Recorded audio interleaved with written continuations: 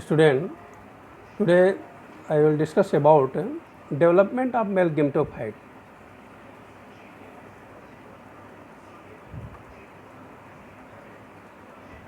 Microspore is the first cell of male gametophyte. Male gametophyte का first cell microspore होता है. The microspore cell contains dense cytoplasm and distinct nucleus. Microspore cell में cytoplasm and nucleus पाए जाते हैं. वो भी कंडेंस होते हैं. साइटोप्लाज्म कंडेंस होता है.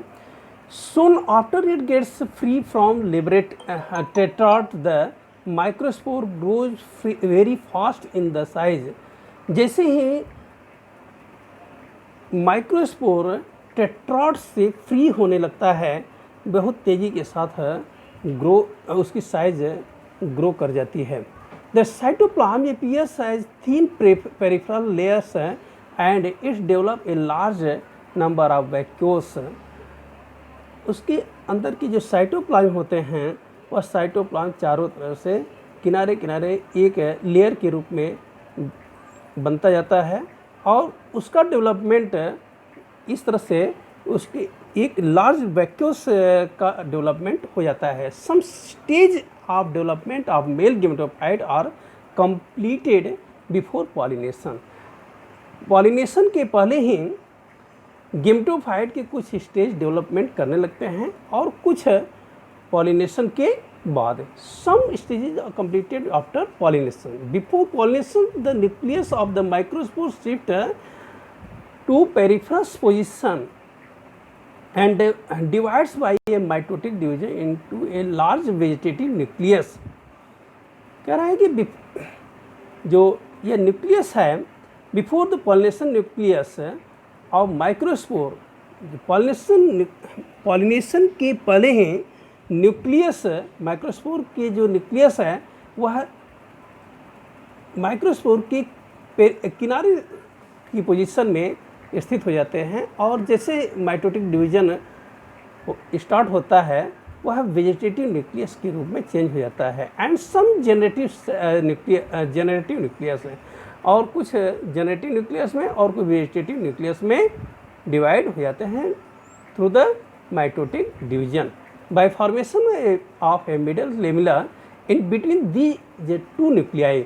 जेनेटिव न्यूक्लियस और वेजिटेटिव न्यूक्लियस के बीच में एक मिडल लेमिला का फॉर्मेशन होता है जो दोनों को डिवाइड किए रहता है, दोनों न्यूक्लियस को. Generally at the two cell stage the pollen grains are liberated and pollination take place in the majority of the plant. जैसे ही यह जेनेटिव सेल जनरली यह क्या होता है कि यह सेल डेवलप होकर के पॉलन ग्रेन्स के जो सेल न्यूक्लियस है यह डेवलप करते हुए आपस में जैसे ही लिबरेट होने लगते हैं पॉलिनेशन के स्थान पर पॉलिनेशन की बाद ये न्यू प्लांट जर्मिनेट कर जाते हैं. Initially the generative cells remains attach to the inner wall of the pollen grains. Generally क्या होता है जो जनरेटिव सेल होते हैं वह पॉलन ग्रेन्स के इनर वॉल की तरफ अटैच हो जाते हैं but by the forming it owns wall it gets separated from the wall of pollen grains. और इस तरह से पॉलन ग्रेन्स के जो भी आउटर वॉल है उससे वह सेपरेट होने लगते हैं and move towards the vegetative nucleus और वेजिटेटिव न्यूक्लियस की तरफ मूव कर जाते हैं. At the time of the separation from the inner wall of pollen grains the shape of generative cells remains flat but in due to course of time its acquire lenticular elongated and spindle like shaped. जो generative cells है वह किस रूप में change हो जाता है, flat में चेंज हो जाता है, लेकिन इसके साथ साथ उसी समय lenticular elongated and spindle like structure के रूप में चेंज हो जाता है. जैसा कि डायग्राम में आप देख सकते हैं कि पॉलन ग्रेन्स के स्ट्रक्चर्स फिगर ए में आप देख सकते हैं कि nucleus outermost layer is the axons and inner layer is the intine. one nucleus present in the pollen grains, and after some times due to the maturation of the pollen grains, vegetative cells develop and generative cell develop.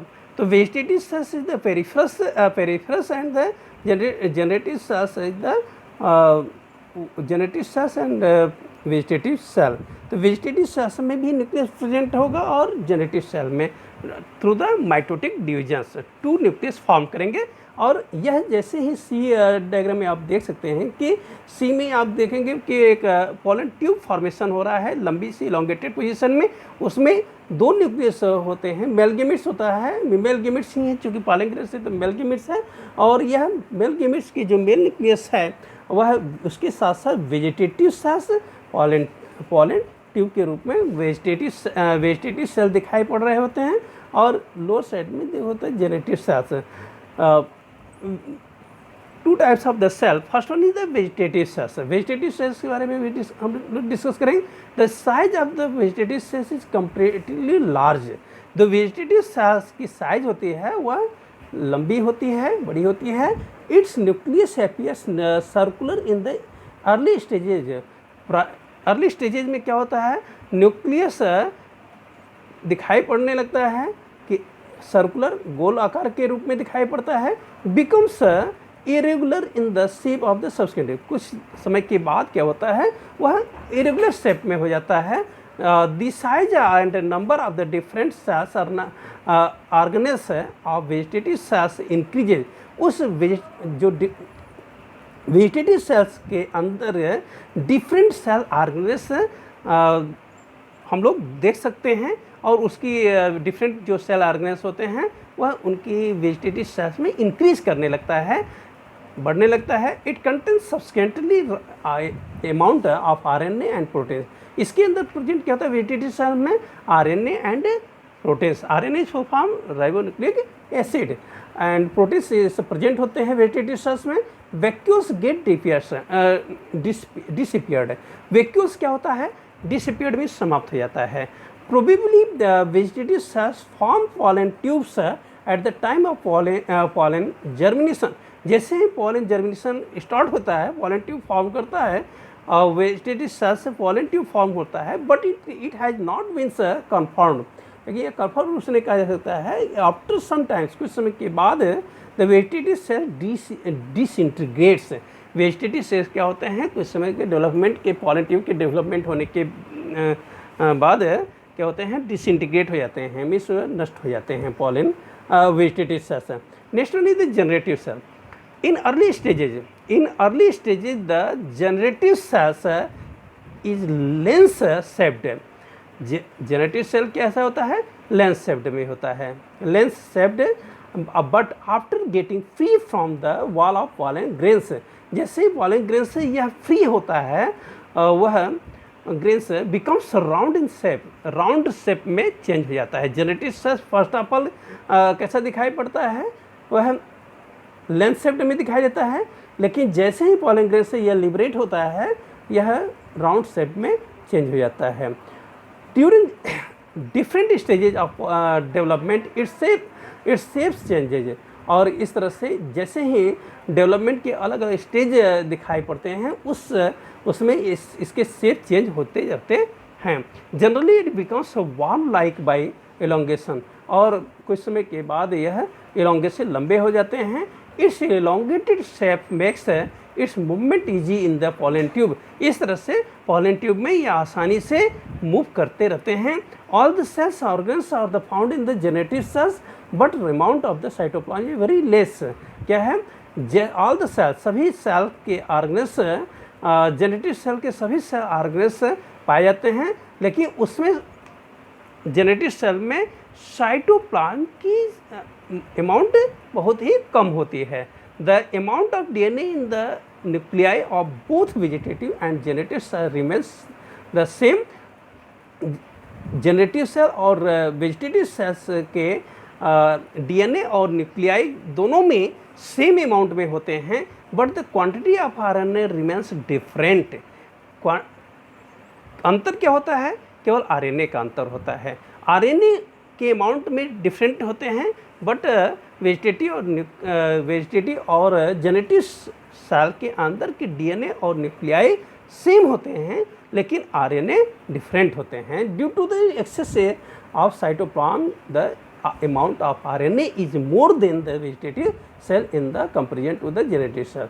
Generative cell के compare में vegetative cells के RNA अधिक होते हैं, ribonucleic acid अधिक पाया जाता है किसमें, वेजिटेटिव सेल्स में। थैंक्स। लोग जितना पढ़े हैं उसका आप लोग शॉर्ट नोट बनाइए और इसके बारे में अच्छे से स्टडी करते रहिए।